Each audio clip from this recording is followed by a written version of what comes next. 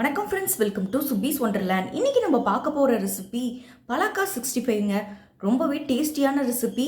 கண்டிப்பாக நீங்களும் இந்த ரெசிபியை ட்ரை பண்ணி பார்த்துட்டு உங்கள் கருத்துக்கெல்லாம் மறக்காமல் கமெண்ட் பாக்ஸில் தெரிவிங்க ஃப்ரெண்ட்ஸ். வாங்க ஃப்ரெண்ட்ஸ், இந்த பலாக்கா 65 எப்படி பண்ணலாங்கிறத பார்க்கலாம். பலாக்காய் எல்லாத்தையும் அதோடைய தோல் பகுதியெல்லாம் நீக்கிட்டு, அதே போல் அதோடைய தண்டு பகுதியையும் நீக்கிட்டு, அதோடைய சதை பகுதிகளை மட்டும் சின்ன சின்ன துண்டுகளாக கட் பண்ணி எடுத்து வச்சுருக்கேன். இப்போ இது எல்லாத்தையும் ஒரு குக்கரில் சேர்த்துருக்கேன். இப்போ இது தேவையான அளவு தண்ணி ஊற்றி இதை ஹாஃப் பாயில் பண்ணி எடுத்துகிட்டு வந்துக்கலாம். அதுக்காக நான் குக்கரில் ஒரு விசில் வரைக்கும் வச்சு குக் பண்ணி எடுத்துகிட்டு வர போகிறேன். இப்போ ஒரு மிக்சிங் பவுல் எடுத்திருக்கேன். இதில் 1/4 கப் அளவுக்கு மைதா மாவு ஆட் பண்ணிக்கிறேன். 1/4 கப் அளவுக்கு கார்ன்ஃப்ளவர் மாவு ஆட் பண்ணிக்கிறேன். 2 டேபிள் ஸ்பூன் அளவுக்கு அரிசி மாவு சேர்த்துக்கிறேன். மிளகாய்த்தூள் 1 டீஸ்பூன் அளவுக்கு சேர்த்துக்கிறேன். 1/4 ஸ்பூன் அளவுக்கு கரம் மசாலா ஆட் பண்ணிக்கிறேன். தேவையான அளவு உப்பு சேர்த்துக்கிறேன். இப்போ 1 ஸ்பூன் அளவுக்கு இஞ்சி பூண்டு பேஸ்ட் ஆட் பண்ணிக்கிறேன். ஃபஸ்ட்டு இது எல்லாத்தையும் நல்லா மிக்ஸ் பண்ணிக்கலாம். இப்போ ஒரு அரை லெமனை நல்லா புழிஞ்சு விட்டுக்குவோம். இப்போ இதில் கொஞ்சமாக தண்ணி சேர்த்துட்டு நல்லா ஒரு திக் பேஸ்ட் கன்சிஸ்டன்சிக்கு நல்லா மிக்ஸ் பண்ணி எடுத்துக்கலாம்.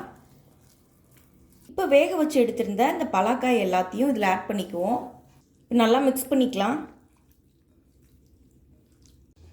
நல்லா மிக்ஸ் பண்ணி எடுத்தாச்சு. இது ஒரு 5 நிமிஷம் நல்லா ஊறி வரட்டும். இப்போ ஒரு பேனை நல்லா சூடு பண்ணியிருக்கேன். இப்போ ஃப்ரை பண்ண தேவையான அளவு ஆயில் அப்ளை பண்ணிக்குவோம். எண்ணெய் நல்லா சூடாகி வரட்டும். இப்போ எண்ணெய் நல்லா சூடாயிடுச்சு. இப்போ பலாக்காய் எல்லாத்தையும் ஒன்று ஒன்றா போட்டு ஃப்ரை பண்ணி எடுத்துக்கலாம்.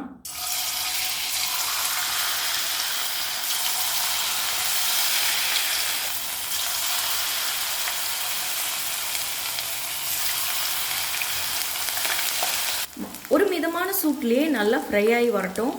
இப்போ பாருங்கள், ஓரளவுக்கு இந்த சைடெல்லாம் லைட்டாக கலர் சேஞ்ச் ஆகி வந்திருக்கு. இந்த சமயத்தில் நம்ம திருப்பிக்கலாம்.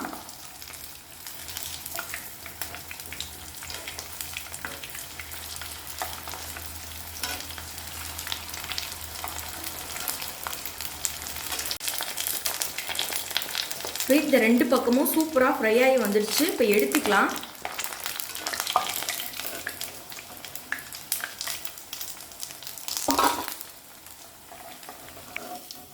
இதே மாதிரி மீதி உள்ள பலாக்காயெல்லாம் ஃப்ரை பண்ணி எடுத்துகிட்டு வந்துக்கிறேன்.